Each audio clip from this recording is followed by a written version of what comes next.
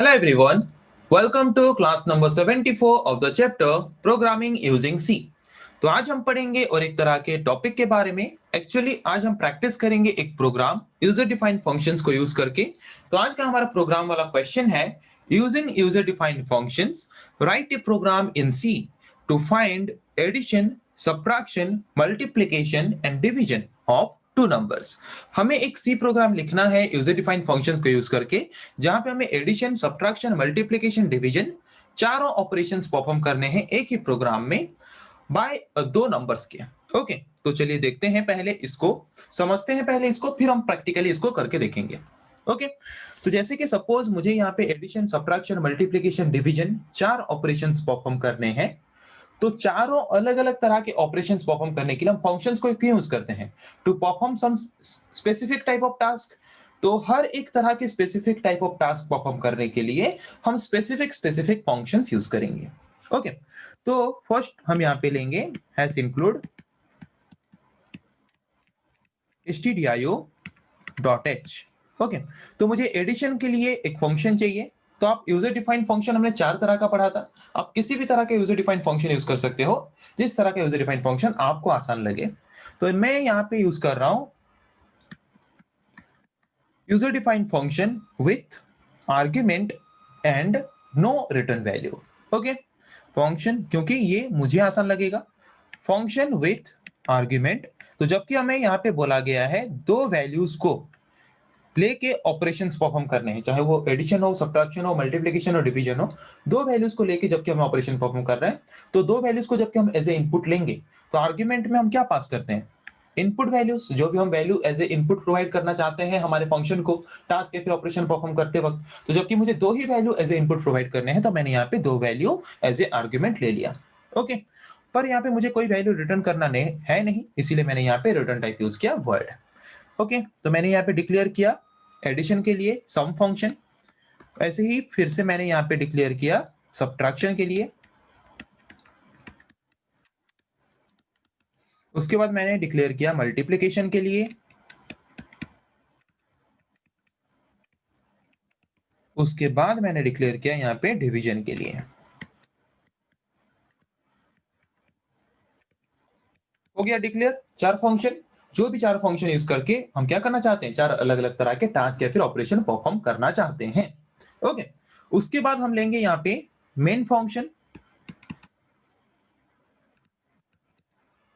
Main function लिया हमने, तो यहाँ पे हमने क्या लिया है कि जो यूजर डिफाइंड फंक्शंस हमने लिए हैं, उन यूजर डिफाइंड फंक्शंस में हम ये सारे वैल्यूज को एज ए इनपुट एक्सेप्ट करेंगे। कहां से? मेन फंक्शन से। मेन फंक्शन में जब हम इन फंक्शंस को कॉल करेंगे, तब मेन फंक्शंस के अंदर से ये वैल्यूज हमारे पास एज ए इनपुट पहुंचेगा। मतलब जबकि ये वाला वैल्यू हम as a input main function से भेजेंगे इन फंक्शंस के पास, तो मेन फंक्शन के अंदर हम डिक्लेयर करेंगे पहले the variable A B. Okay, तो ए का वैल्यू अगर हमें रन टाइम में लेना है, अगर हम ए का वैल्यू रन टाइम में लेना चाहते हैं, तो वहां पे हम क्या यूज करेंगे? प्रिंटफ। पहले यूजर को बताएंगे printf enter the value of A का वैल्यू एंटर करो। और यूजर जो भी वैल्यू इनपुट करेगा उसको रीड करने के लिए हम यूज करेंगे स्कैनफ फंक्शन। जबकि हमने यहाँ पे इंटीजर डाटा टाइप यूज करके डिक्लेयर किया है, तो उसके लिए हम यूज करेंगे फॉर्मेट स्पेसिफायर %d। तो ए का वैल्यू हम एक्सेप्ट करेंगे, वैसे ही सिमिलरली बी का वैल्यू भी एक्सेप्ट करेंगे। ए और बी का value as a input user से हमने मेन फंक्शन के अंदर एक्सेप्ट करने के बाद, इसी ए और बी का वैल्यू हम क्या करेंगे? सारे फंक्शंस के पास, जब हम उन फंक्शन को कॉल करेंगे, सारे फंक्शंस के पास उन वैल्यूज को पास करेंगे एज ए आर्ग्यूमेंट। ओके, तो यहाँ पे पहले मैंने यहाँ पे कॉल किया सम फंक्शन को, वहां पे मैंने ए और बी का वैल्यू पास किया सम फंक्शन को। फिर सब्ट्रैक्शन फंक्शन को मैंने ए और बी का वैल्यू पास किया। फिर मल्टीप्लिकेशन वाले फंक्शन को भी मैंने ए और बी का वैल्यू पास किया। फिर डिवीजन वाले फंक्शन को भी मैंने ए और बी का वैल्यू पास किया। खत्म। उसके बाद मेन फंक्शन का काम खत्म, मेन फंक्शन क्लोज। अभी हमने जो चार फंक्शन यहाँ पे डिक्लेयर किया है और जिन्हीं चार फंक्शंस को हमने यहाँ पे कॉल किया है, उन चार फंक्शंस को अभी हम क्या करेंगे? डिफाइन करेंगे। Okay, function definition. फंक्शन का ये दो एस्पेक्ट हो गया, एक फंक्शन डिक्लेरेशन, एक फंक्शन कॉल। अभी और एक एस्पेक्ट बाकी है, फंक्शन डेफिनेशन void sum। यहाँ पे डिक्लेरेशन करते वक्त हमने जैसे लिखा था वही पूरा सिमिलरली वैसे ही लिखना है, int a int b। Okay, उसके बाद हम क्या करेंगे, हमें सम परफॉर्म करना है, एडिशन ऑपरेशन परफॉर्म करना है। ए और बी का वैल्यू हमें और लेने की जरूरत नहीं है, क्योंकि ए और बी का वैल्यू हमने मेन फंक्शन से पास किया है, किसके पास, कॉल्ड फंक्शन के पास। यहाँ पे सिर्फ हम डिक्लेयर करेंगे एक वेरिएबल इंट s और इंट सम। मैंने सम वेरिएबल यहाँ पे डिक्लेयर किया। सम वेरिएबल में मैंने ए और बी का वैल्यू ऐड करके स्टोर किया, और उसके बाद उसके अंदर प्रिंटफ फंक्शन यूज करके मैंने सम का वैल्यू प्रिंट किया, sum equals to percentage D sum. हो गया, एडिशन वाला काम खत्म। वैसे ही अगर मुझे सब्ट्रैक्शन परफॉर्म करना है तो यहाँ पे सब्ट्रैक्शन फंक्शन को डिफाइन करूंगा, इंट a इंट b। इसके अंदर मैं लूंगा एक वेरिएबल सब। ओके, और सब्ट्रैक्शन में मैं क्या करूंगा, a माइनस बी। ओके, और यहाँ पे जो वैल्यू आएगा वो स्टोर होगा कहाँ पे, सब में, और इसी वैल्यू को हम प्रिंट करेंगे बाय यूजिंग प्रिंटफ फंक्शन।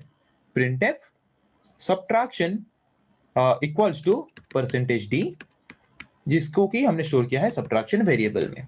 वैसे ही मल्टीप्लिकेशन का करेंगे, यहाँ पे हम लेंगे मल्टीप्लिकेशन, और डिवीजन का भी यहाँ पे हम लेंगे डिवीजन। हो गया डेफिनेशन, समझ आ गया ये टोटल प्रोग्राम कि पहले हमने कैसे यूजर डिफाइंड फंक्शंस को कॉल किया, सॉरी डिक्लेयर किया। डिक्लेयर करने के बाद मेन फंक्शंस के अंदर हमने उनको कैसे कॉल किया, कॉल करने के बाद सारे फंक्शंस को हमने कैसे एक एक करके डिफाइन किया कि किस फंक्शन को यूज करके हम किस तरह का टास्क या फिर ऑपरेशन परफॉर्म करना चाहते हैं। तो अभी इसको हम प्रैक्टिकली प्रोग्राम में लिख के देखेंगे कि ये प्रॉपर्ली काम कर रहा है कि नहीं, प्रॉपर्ली हमें आउटपुट प्रोवाइड कर रहा है कि नहीं। तो चलिए करके देखते हैं। जैसे कि कोई भी सी प्रोग्राम हम शुरू करते हैं डॉक्यूमेंटेशन सेक्शन से, तो यहाँ पे भी हम शुरू करेंगे डॉक्यूमेंटेशन सेक्शन से। तो डॉक्यूमेंटेशन सेक्शन में हम क्या करते हैं, उस पर्टिकुलर प्रोग्राम के बारे में इंफॉर्मेशन प्रोवाइड करते हैं। तो हम यहाँ पे प्रैक्टिस कर रहे हैं यूजर डिफाइंड फंक्शन वाला program, user defined function example लिख लेते हैं। यहाँ पे हो गया डॉक्यूमेंटेशन सेक्शन का काम। उसके बाद हम क्या करते हैं, लिंक सेक्शन यूज करके हेडर फाइल्स को हमारे प्रोग्राम में लिंक करते हैं by using hash include pre processor. तो यहाँ पे हम यूज करेंगे हैश इंक्लूड प्री प्रोसेसर और लिंक करेंगे stdio हेडर फाइल को फर्स्ट, देन अगेन यूज करेंगे हैश इंक्लूड प्री प्रोसेसर, और यहाँ पे फिर से लिंक करेंगे और एक हेडर फाइल कोनियो। ओके, हो गया, दोनों हेडर फाइल्स को हमने लिंक कर लिया लिंक सेक्शन में। लिंक करने के बाद उसके बाद आता है डेफिनेशन सेक्शन, जहां पे हम डिफाइन करते हैं कांस्टेंट। हमें यहाँ पे कोई भी कांस्टेंट की जरूरत है नहीं, तो कांस्टेंट हमें डिफाइन करना है नहीं। उसके बाद आता है ग्लोबल डिक्लेरेशन सेक्शन, जहां पे हम क्या करते हैं, अगर हमें कोई वेरिएबल ग्लोबली डिक्लेयर करना है, या फिर अगर हम कोई यूजर डिफाइंड फंक्शन हमारे प्रोग्राम में क्रिएट करके यूज करना चाहते हैं, तो उन यूजर डिफाइंड फंक्शंस को डिक्लेयर करते हैं हम जिस सेक्शन में, उसको हम बोलते हैं ग्लोबल डिक्लेरेशन सेक्शन। तो यहाँ पे हम डिक्लेयर करेंगे हमें जितने भी यूजर डिफाइंड फंक्शंस चाहिए। So first user defined function मैंने यहाँ पे डिक्लेयर किया एडिशन ऑपरेशन परफॉर्म करने के लिए। ओके, जहां पे मुझे क्या करना है, जहां पे मुझे दो वैल्यूज लेके मुझे एडिशन ऑपरेशन परफॉर्म करना है, तो वैल्यूज को यहाँ पे मैं एज ए आर्ग्यूमेंट ले रहा हूं। इसकी जगह पे मैं यहाँ पे यूज कर रहा हूं किस तरह के user defined function, function with argument and no return value. आप बाकी जो तीन तरह का यूजर डिफाइंड फंक्शन है उनको भी यूज कर सकते हो। मुझे ये ज्यादा इजी लग रहा है इसलिए मैं यूज कर रहा हूं। आपको जिस तरह का फंक्शन इजी लगे आप उसी तरह का यूजर डिफाइंड फंक्शन यूज करके प्रोग्राम कर सकते हो। ओके, तो ये एक यूजर डिफाइंड फंक्शन हो गया एडिशन के लिए। वैसे ही और तीन लेंगे, सब्ट्रैक्शन के लिए मैंने यहाँ पे लिया और एक फंक्शन,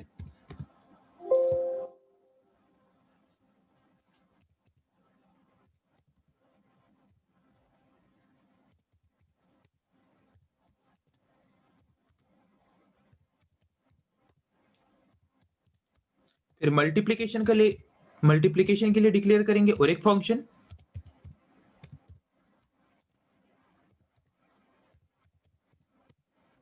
डिवीजन के लिए डिक्लेयर करेंगे और एक function.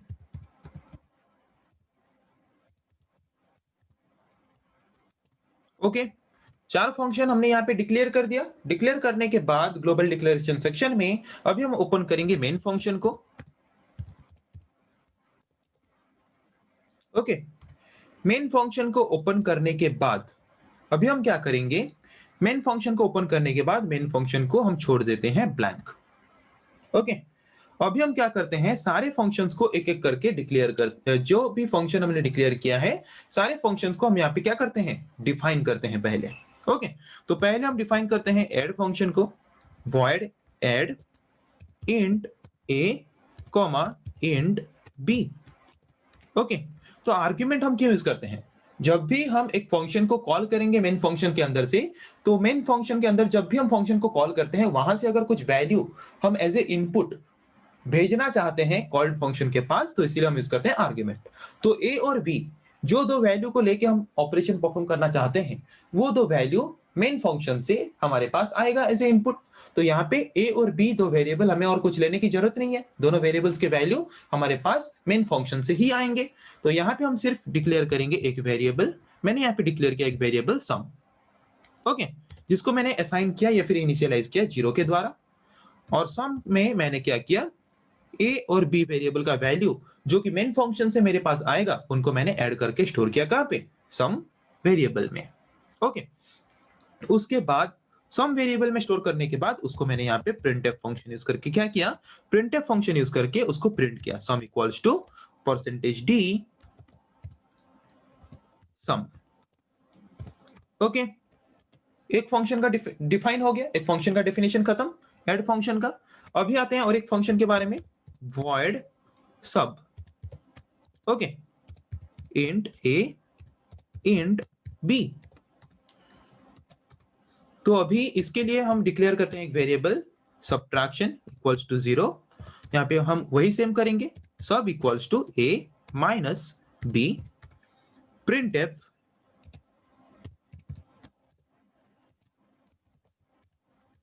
subtraction equals to percentage d सब। ओके, हो गया, और एक फंक्शन का डेफिनेशन हो गया यहाँ पे। अभी आते हैं और एक फंक्शन के बारे में, void mul int a int b int mul equals to, कोई भी वैल्यू को मल्टीप्लाई करते हैं तो उसका मिनिमम वैल्यू कितना होता है, 1। ये चीज ध्यान देना हमेशा, सब कोई भी वैल्यू हम ऐड करते हैं तो 0 होता है, मल्टीप्लाई करते हैं तो 0 होता है। अगर हम उसको कोई भी वैल्यू का अगर हम जैसे कि ऐड करते हैं या फिर सब्ट्रैक्ट करते हैं तो मिनिमम वैल्यू 0 होता है, और अगर मल्टीप्लाई या फिर डिवाइड करते हैं तो मिनिमम वैल्यू 1 होता है। तो मैंने यहाँ पे मिनिमम वैल्यू कितना लिया, मल का 1। Okay, mul equals to a into b। Okay, उसके बाद printf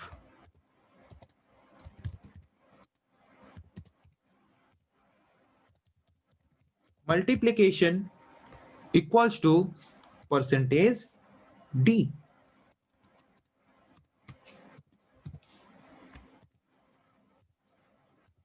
मल। ओके, इसका काम खत्म। अभी डिफाइन करेंगे और एक function, void division div int a int b int div, इसका मिनिमम वैल्यू कितना है, 1। तो 1 इनिशियलाइज करेंगे, div equals to a divided by b। printf division equals to percentage d। Okay, div हो गया डेफिनेशन। सारे फंक्शंस को हमने डिफाइन कर लिया। तो यहाँ पे a और b का वैल्यू इनपुट कहां से आएगा, जबकि हमने यहाँ पे आर्गुमेंट लिया है, तो a और b का वैल्यू इनपुट आएगा मेन फंक्शन से। तो जबकि a और b का वैल्यू इनपुट आएगा मेन फंक्शन से, तो मेन फंक्शन में हम डिक्लेयर करेंगे तो वेरिएबल a b। ओके, तो a का वैल्यू b का वैल्यू अगर हम यूजर से एज ए इनपुट लेना चाहते हैं तो पहले यूजर को बताएंगे a का वैल्यू इनपुट करो, printf enter the value of a। User जो वैल्यू इनपुट करेगा उसको रीड करने के लिए हम यूज करेंगे scanf फंक्शन।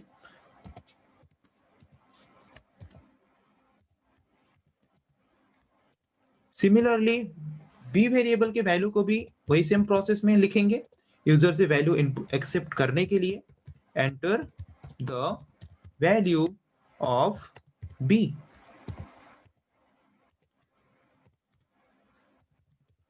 और उसी वैल्यू को रीड करने के लिए यूज करेंगे स्कैनफ फंक्शन।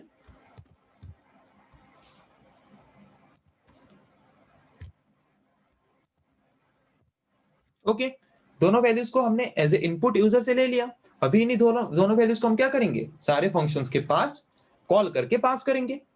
तो पहले मुझे कॉल करना है ऐड फंक्शन को, ऐड, और पास करना है ए और बी का वैल्यू, पास कर लिया। उसके बाद मुझे कॉल करना है सब्ट्रैक्शन फंक्शन को, वहां पे पास करना है ए और बी का वैल्यू, पास कर लिया। उसके बाद मल्टीप्लिकेशन में भी पास करना है ए और बी का वैल्यू, डिवीजन को भी पास करना है ए और बी का वैल्यू। हो गया पास। अभी इसको लास्ट में यूज करेंगे गेट सी एच फंक्शन, और यहाँ पे फर्स्ट में हमें यूज करना है CLR SCR फंक्शन। ओके, हो गया। हमने यहाँ पे फंक्शन को डिक्लेयर किया, डिक्लेयर करने के बाद नीचे हमने यहाँ पे इसको डिफाइन किया, डिफाइन करने के बाद हमने फंक्शंस को कॉल किया मेन फंक्शन के अंदर से। ओके, क्योंकि हमारा फंक्शन जो प्रोग्राम का एग्जीक्यूशन है कहां से शुरू होता है, मेन फंक्शन से। तो कोई भी यूजर डिफाइंड फंक्शन को अगर हम यूज करना चाहते हैं तो उसको हमें मेन फंक्शन के अंदर से कॉल करना जरूरी है।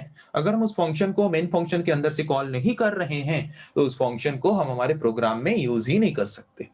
ओके, समझ आ गया। तो अभी इसको सेव कर लेते हैं।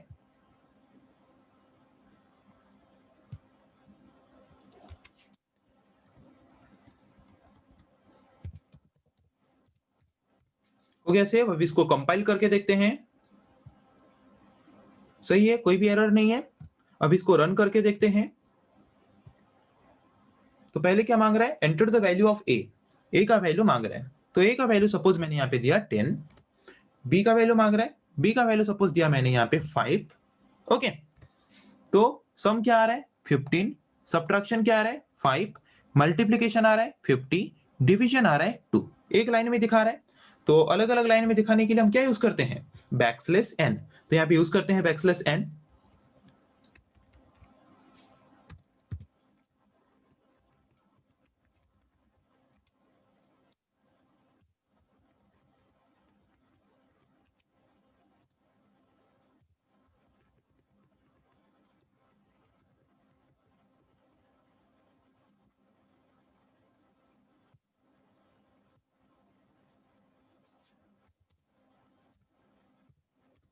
ओके, अभी देख सकते हो नीचे नीचे दिखा रहा है ए और बी का सम 15, ए और बी का सब्ट्रैक्शन 5, ए और बी का मल्टीप्लिकेशन 50, ए और बी का डिवीजन 2।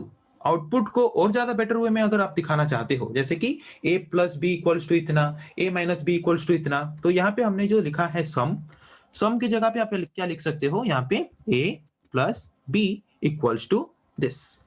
ओके, यहाँ पे सब्ट्रैक्शन की जगह पे आप लिख सकते हो a minus b equals to this. Multiplication की जगह पे लिख सकते हो a multiplication b equals to this.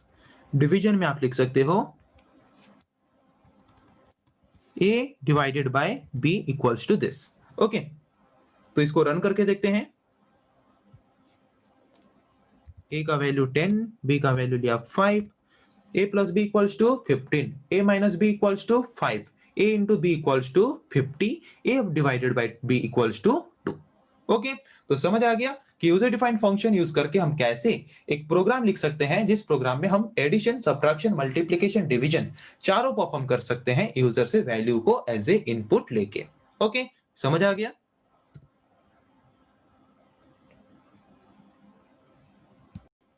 तो आज हमने डिस्कस किया एक एग्जांपल के बारे में यूजर डिफाइंड फंक्शन का, कि यूजर डिफाइंड फंक्शन को यूज करके हम एक सिंपल प्रोग्राम कैसे लिख सकते हैं।